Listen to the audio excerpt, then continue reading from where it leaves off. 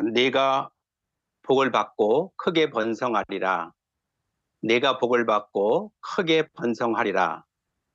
이런 제목으로 하나님이 주시는 은혜를 받겠습니다. 1절 말씀 보면 이는 곧 너희의 하나님 여호와께서 너희에게 가르치라고 명하신 명령과 규례와 법도라. 너희가 건너가서 차지할 땅에서 행할 것이다. 그 내용, 그 하나님께서 너희에게 가르치라고 명하신 그 명령이 무엇이냐? 신명기 5장 32절로 33절까지의 말씀이에요. 너희 하나님 여호와께서 너희에게 명령하신 대로 삼가 행하여 좌로나 우로나 치우치지 말고 모든 도를 행하라. 그 말씀입니다.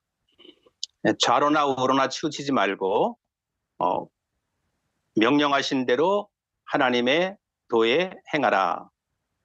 그러면 너희가 살 것이고 그러면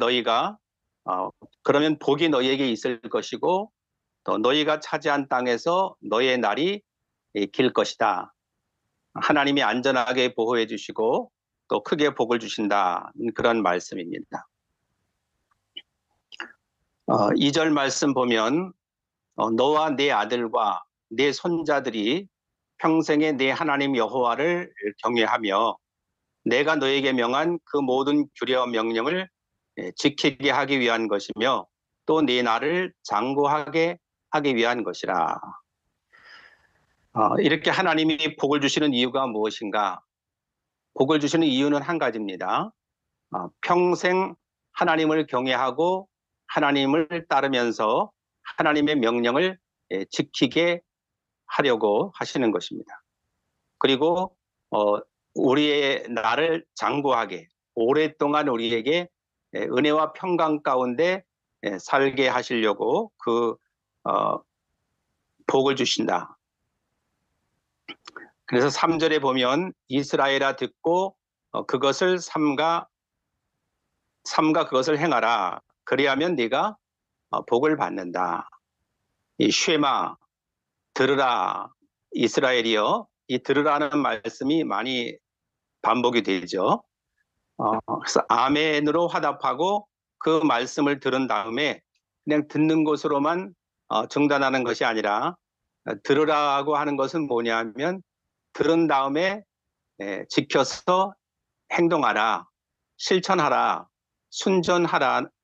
순종하라는 것입니다. 우리가 부모님들의 교훈을 많이 듣잖아요. 근데 교훈을 많이 듣는데 반해서 그 교훈대로 순종하지 아니하면 그 다음에 또 따르는 여러 가지 후속타가 있잖아요. 계속 그 교훈과 그 이야기를 계속 들어야 되죠. 뭐 예를 들어서 손을 씻어라. 밖에 나갔다 왔으니까 손을 씻어라. 깨끗하게. 그래야 음식을 먹을 때 위생적이고 건강하니까 손을 씻어라. 네, 알았어요. 그러고 말하는 손을 안 씻으면 어떻게 되겠습니까? 씻을 때까지 손 씻으라니까 손 씻고 오렴 하면서 계속 말을 하잖아요. 씻고 오면 되는데 아니 알았다고요. 들었다니까요 하면서 안 씻으면 계속 그 말을 하게 되죠. 그러니까 하나님께서도 들으라 했어요. 들었습니다. 듣고 있습니다가 중요한 게 아니라 들었으면은 그 말씀대로 즉시 실천을 해야 된다라고 하는 것입니다. 병원에 가면 의사 선생님이 우리 애를 진단한 다음에 이렇게 해야 됩니다. 이렇게 하는 것은 안 됩니다 하고 우리에게 어떤 지시사항을 내리잖아요. 그것은 누구를 위한 것입니까? 나 자신, 환자의 건강을 위한 것이거든요. 그러니까 의사 선생님이 말씀하시면 명심해서 그걸 기억해서 지켜야 되는 것이고 또 이렇게 그 글로써 이렇게 적힌 거를 주면 그걸 또 계속 읽어보면서 그대로 행해 나가야 나에게 건강이 오고 다시는 그 병에 걸리지 않는 그런 사람이 되는 것이죠. 이렇게 하나님 말씀도 들으라고 자꾸 반복하는 것은 행하라는 것입니다. 순종하라는 것입니다. 그런데 왜 자꾸만 들으라는 말씀이 반복되냐면 안 듣기 때문에. 이스라엘 백성들이 행한 그 일을 보게 되면, 구약 성경을 보게 되면 우상을 숭배하지 말아라. 그것은 생명이 없는 것이다. 그것이 너희를 지켜주는 것이 아니다. 그렇게 해도 끝까지 이스라엘 백성들은 어떻게 합니까? 끝까지 우상을 만들어 섬기는 그런 일을 했단 말입니다. 그러니까 하나님께서 얼마나 안타깝고 답답하시겠습니까? 그러니까 자비와 긍휼이 없는 하나님 같으면 벌써 그 민족을 버렸죠. 교만하고 목이 곧은 백성이고 하나님 말씀대로 하지 않는 백성이니까 버렸을 텐데, 하나님은 끝까지 품에 안으시고 그들을 고쳐가면서 지금까지 인도를 하시는 것입니다. 하나님 말씀대로 하지 않을 때에는 징계가 따르죠. 그냥 형벌이 따르면은 그걸로 심판을 받고 끝나는 것인데, 죽이거나 그러면 끝나잖아요. 그런데 하나님이 징계하시는 것은 고쳐서 다시 바르게 해서 쓰시려고 어려움을 주실 때가 많이 있잖아요. 그것이 이스라엘 백성의 고난이었단 말입니다. 그 무수한 고난을 통하여 하나님의 말씀대로 순종하는 백성이 되게 인도를 하신 것입니다. 그러나 종래는 순종하지 않으니까 결국은 이제 나라 자체가 그 망가져버리는, 포로가 되는 그런 불운을 겪지 않습니까? 그래서 하나님이 말씀하시는 것을 들으면 복이 된다. 듣고 행하면 복이 된다. 그렇지 않으면 화가 되는 것이죠. 예수님께서도 바리새인들에게는 화를 자꾸 말씀하셨어요. 화. 내게 화가 있을 것이다. 내게 저주가 있을 것이다. 오죽하면 사랑의 예수님께서 그렇게 말씀하셨겠습니까? 하나님 말씀을 비웃고 조롱하고 예수를 하나님의 아들로 인정하지 않으면서 비아냥거리니까 예수님께서는 그들에게 진노하시고 화를 명하신 것입니다. 그러나 하나님 말씀대로 살아가는 하나님의 자녀들에게는 하나님께서 복을 주시고 또 보호해 주시고 또 선한 길로 인도해 주시는 것이죠. 내 조상들의 하나님 여호와께서 내게 허락하심 같이 적과 꿀이 흐르는 땅에서 내가 크게 번성하리라. 하나님은 우리가 정말 행복하게 잘 살기를 원하시는 것입니다. 우리 부모님들이 사랑하는 자녀가 잘 커서 건강하게 그리고 훌륭하게 커서 아주 번성해서 창대하게 살기를 원하는 것이 간절한 소망이죠. 너는 부모 말을 안 들었으니까 아주 불행해야 되고 슬퍼야 되고 힘들어야 되고 아주 그냥 호된 맛을 봐야 되고, 그렇게 바라는 부모가 누가 있겠습니까? 아무도 없죠. 그것처럼 하나님께서도 하나님의 백성들이 복을 받고 번성하기를 원하시는 것입니다.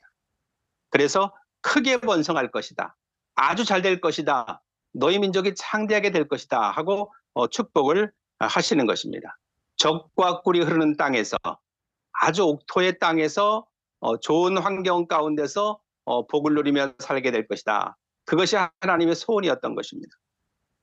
그러니까 우리들이 살아가면서 복 받기를 다 원하는데, 복을 받는 비결이 뭐냐면 하나님이 복을 우리에게 주셔야 우리가 받는 것이다. 하나님이 복을 주지 않으면 우리는 받을 수가 없는 것입니다.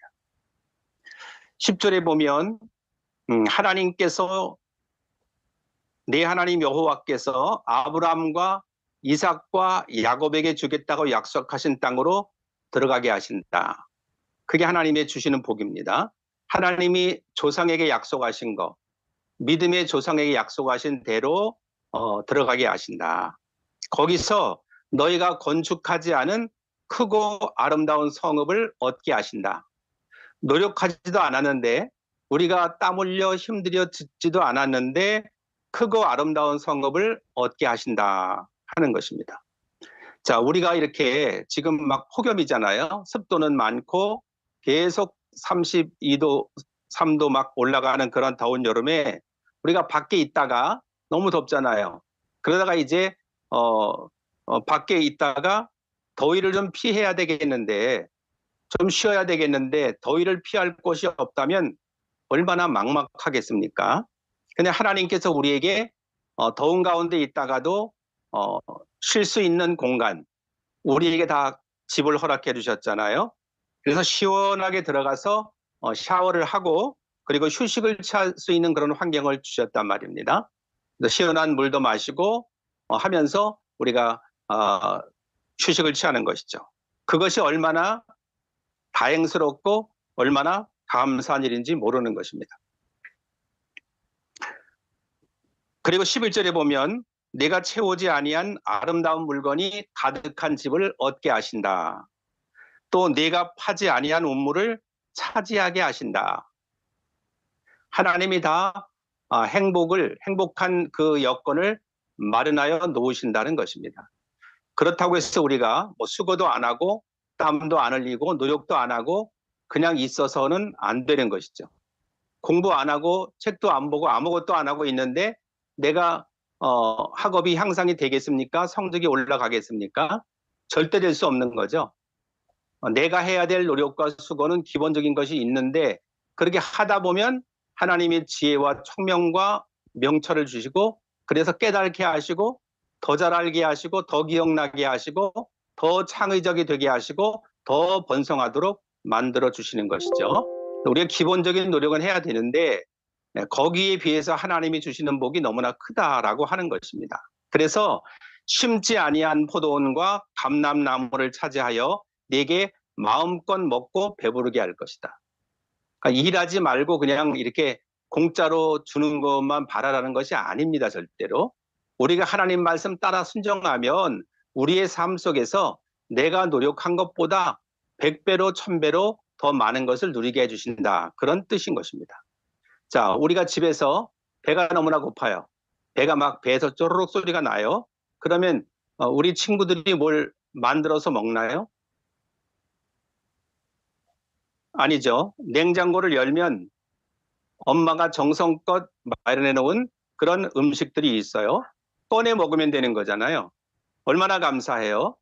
만일 먹을 것이 없는데 아무것도 없어서 내가 다 모든 걸 만들어 가지고 음식을 먹어야 된다면 여러분들이 할 수 있겠습니까? 하기 어렵죠.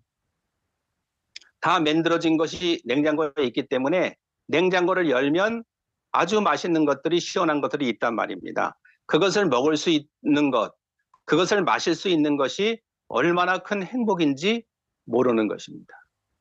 우리 어릴 때는 냉장고가 어디 있어요. 그냥 그 아이스박스 같은 데다가 이제 얼음 가게에서 얼음 사다가 거기다 이렇게 천으로 이렇게 놓고 거기다 음식물 놓고 이런 식으로 했단 말입니다. 금방 얼음이 녹아버리죠. 그럼 또 얼음 또 사다가 채워서 또 그렇게 해야 되고 그냥 얼마나 그 더위를 참기 어려웠는지 모르죠. 에어컨이 어디 있어요, 에어컨이. 선풍기도 귀하죠. 예, 전기도 귀한 때니까 늘 저녁이면 불도 잘 나가고 깜빡깜빡거리고 이런 시절이었거든요. 근데 지금은 뭐 에어컨에다가 공기가 좀 안 좋다 그러면 공기청정기에다가 또 청소하기 귀찮다 그러면 또 로봇 청소기에다가 뭐 밥도 하기 귀찮으면 그냥 버튼만 누르면 밥이 알아서 뭐 칙칙폭하면서 다 되고 얼마나 편리합니까? 그와 마찬가지인 거예요. 내가 노력하지 않았는데 냉장고만 열면 먹을 것 마실 것이 그득하다. 이게 얼마나 행복한 일인지 모르는 것입니다. 세계에 뭐 60억, 70억 인구가 사는데 이렇게 더운 여름철에 이렇게 시원한 것 마음껏 먹으면서 사는 인구가 그렇게 많지 않은 것입니다. 그렇게 못 사는 친구들이 너무나 이 지구촌에는 수십억이 있는 것입니다.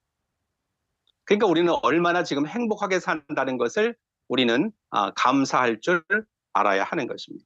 4절에 보니까 이스라엘아 들으라 우리 하나님 여호와는 오직 유일하신 하나님이시다. 하나님만이 진리의 신이고 하나님만이 참된 신이고 하나님만이 우리에게 영원한 생명을 주시는 그러한 하나님이시다 하는 것입니다. 이런 위대하시고 전능하시고 놀라우신 하나님을 우리가 아버지, 아빠라고 부를 수 있는 아버지라고 부를 수 있는 특권을 주신 것이 얼마나 감사한지 모릅니다. 그냥 자녀는 그냥 부모님이 다 주시는 것입니다. 이렇게 하나님께서 모든 기업을 내려주실 수 있는 그런 자녀의 특권을 가지고 살아간다는 것, 하나님을 아버지로 부를 수 있다는 것, 이것처럼 기쁘고 복되고 행복한 일이 없는 것입니다. 그래서 5절에 보니까 너는 그 하나님을 마음을 다하고 뜻을 다하고 힘을 다하여 내 하나님 여호와를 어떻게 하라고요? 사랑하라. 이렇게 좋으신 하나님을 우리가 사랑해야 된다 하는 것입니다. 하나님께서 우리를 지극히 사랑하시듯 독생자 예수님의 보배로운 피를 통해서 우리를 구원하신 것처럼 그렇게 사랑을 베풀신 것처럼 우리도 하나님을 마음과 뜻과 정성을 다하여 사랑하시기를 예수님의 이름으로 축복합니다. 6절에 보니까 오늘 내가 내게 명하는 이 말씀을 너는 어디에 새기라고요? 마음에 새겨라.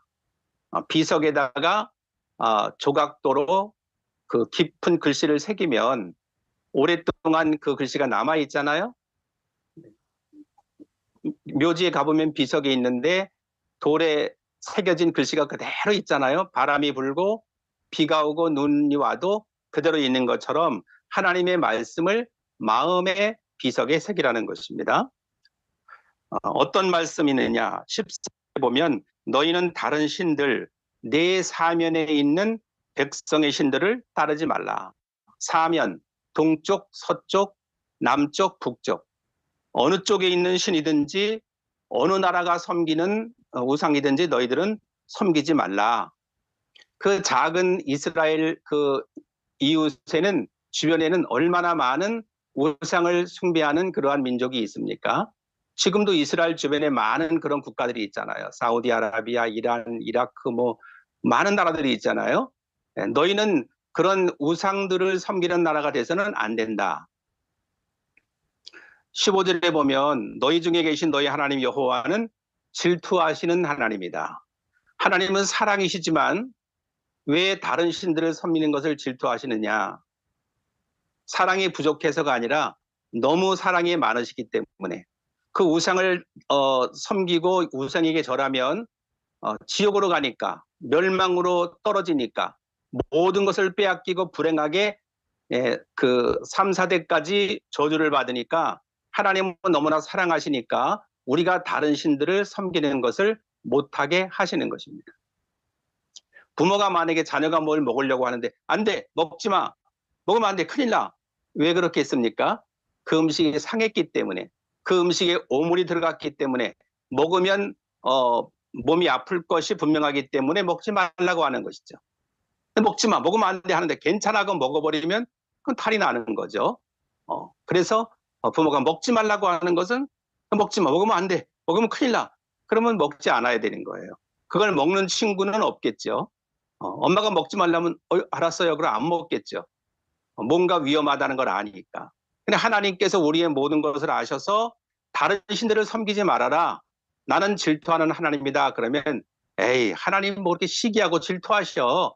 뭐 그렇게 그냥 신경 쓰 이렇게 하는 게 아니라 너무 사랑하시기 때문에 다른 신들을 섬기게 되면 그 신들과 함께 망하기 때문에 하나님께서는 그렇게 하지 말라고 당부를 하고 부탁을 하시는 것입니다. 신명기의 별명이 뭐라 그랬죠? 신신당부예요. 하지 말라고 계속 부탁을 하는 것입니다. 신신당부. 부모가 자녀에게 했을 때 내가 너한테 그렇게 하면 안 된다고 얼마나 신신당부를 했니? 근데 또 하면은 혼나잖아요. 뭐 여러 차례 얘기했단 말이에요. 계속 강조를 했단 말이죠. 하나님께서도 그처럼 이스라엘 백성들을 사랑하셔서 절대로 사면에 있는 동서남북에 있는 다른 신들을 섬겨서는 안 된다 하고 말씀하세요. 그래서 너희 하나님 여호와께서 내게 진노하사 너를 지면에서 멸절시키지 않으실까 두렵다 이거예요. 다른 신을 섬기면 이 지면에서 쓸어버리는 거예요. 이방 민족을 그 전쟁을 하고 여자와 어린아이들까지 죽이라고 한 거, 그 씨를 말리는 거예요. 아예 자취를 없애려고 하는 것은 그게 또 잘하게 되면 또 악이 되고 또 우상 숭배하기 때문에 그 악한 것을 완전히 그 없애버리라는 그런 뜻이에요. 하나님이 잔인하신 분이 아니라 그 또 분명히 그들이 우상을 숭배하고 또 하나님의 백성들을 칠 것이기 때문에 하나님은 그들을 완전히 없애라고 그렇게 말씀하시는 것입니다. 그리고 18절에 보면 여호와께서 보시기에 정직하고 선량한 일을 행하라고 했습니다. 하나님이 정직한 분이거든요. 하나님이 선하신 분이에요. 그러니까 우리가 살아가면서 우리의 마음속에는 정직하고 선량한 일을 행하라. 그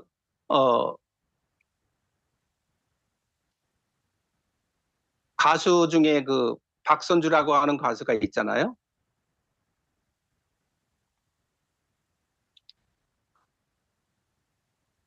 남편을 위해서 기도하는데 어떤 사람을 만나야 할까?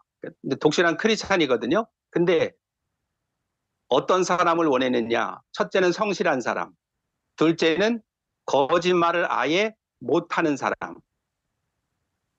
그걸 기도했어요. 하도 가수 활동을 하면서 사기를 많이 당하고 하도 거짓말하는 사람들을 많이 보았기 때문에 나의 남편 될 사람은 거짓말을 아예 못하는 사람이었으면 해서 하나님 앞에 기도를 했는데 응답이 됐다는 거예요. 절대 이 사람은 거짓말을 하지 못한대요. 아예. 순수하다 이 말이죠. 이렇게 하나님은 정직하신 분인데 이 세상 사람들은 정직합니까? 거짓말을 밥 먹듯이 하고 국수 말아 먹듯이 하거든요.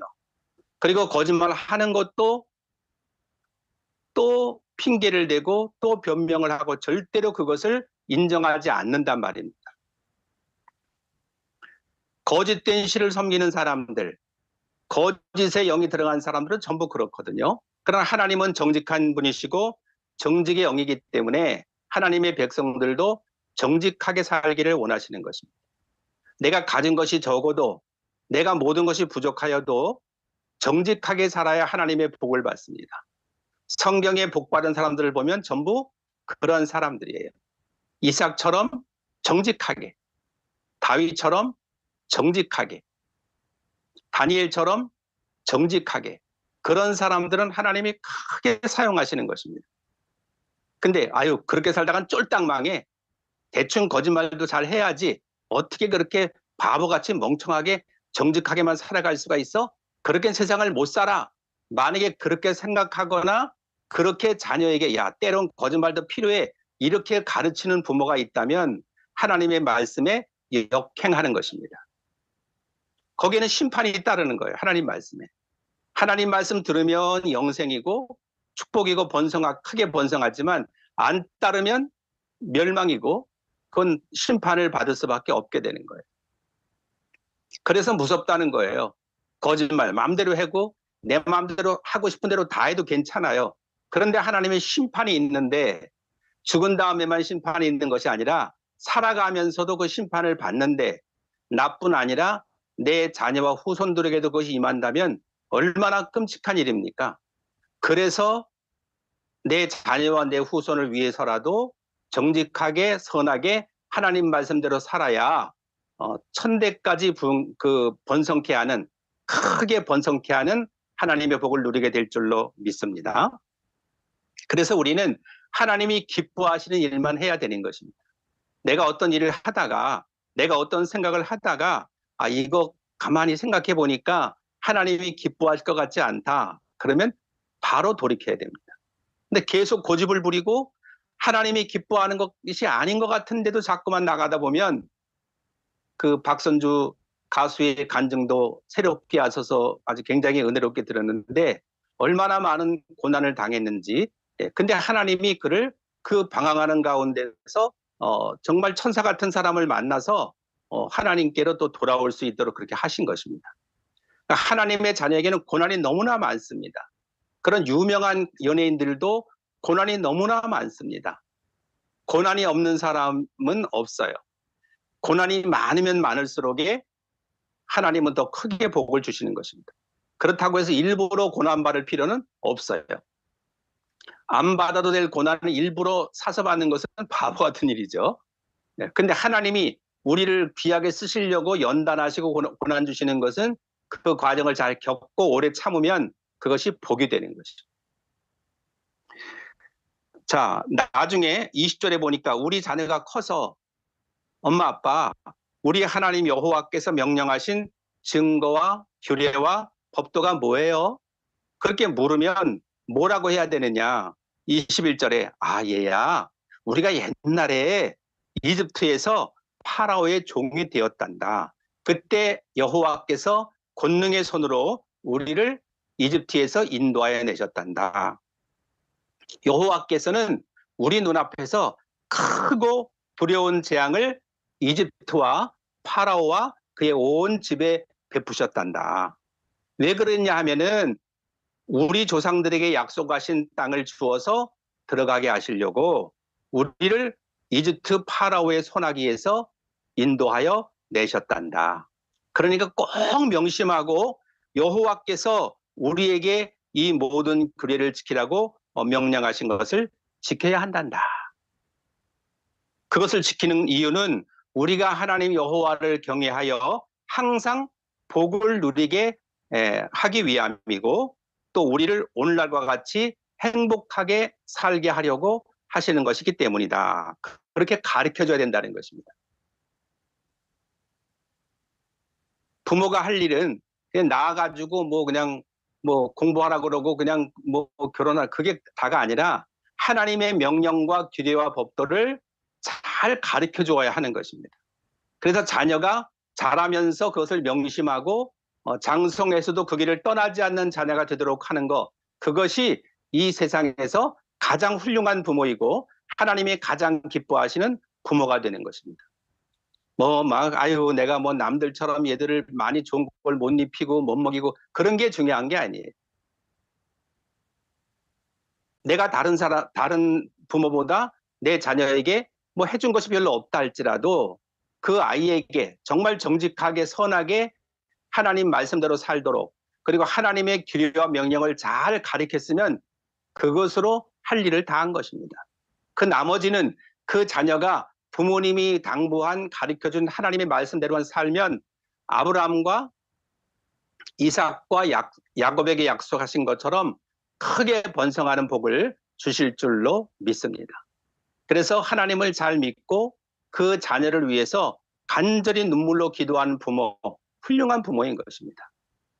하나님이 기뻐하시는 부모가 되는 것입니다. 그래서 이런 말씀들을 7절에 보니까 내 자녀에게 부지런히 가르치라 그러죠.